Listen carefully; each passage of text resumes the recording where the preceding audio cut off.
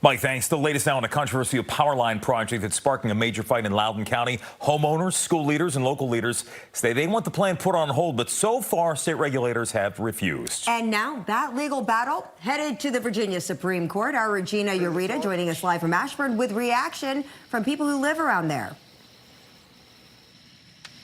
Yeah, well, Jim and Angie, imagine living in your home for more than 20 years only to find out the state government is taking part of your property through eminent domain to build a power line in your backyard. Now, that's what's happening to residents in this home. Now, this property is about 30 to 35 feet tall.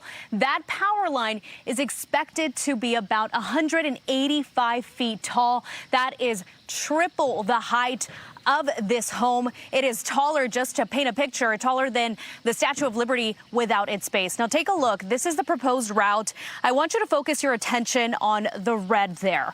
That is the transmission line where it would run between an elementary school and a high school. Just north of that is the home of property owner Vicky who you'll hear from in just a moment. Dominion Energy says this is part of a major infrastructure project needed to keep up with Loudoun County's growing demand for electricity. Before construction can begin, Dominion must get approval from the Virginia State Corporation Commission.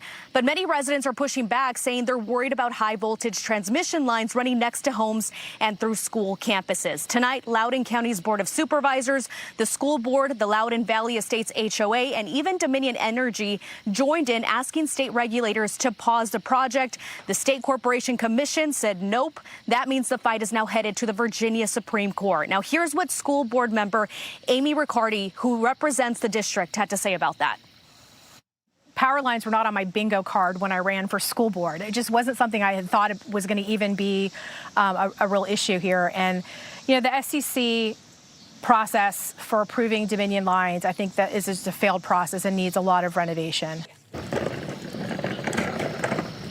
Now, this is Vicky Hugh. She lives in Ashburn's Loudoun Valley Estates for more than 20 decades. While Dominion insists the project is not being built for data centers, Hugh isn't convinced. She believes the state ignored residents' concerns and is putting corporate interests ahead of homeowners. I'm very angry, very disappointed.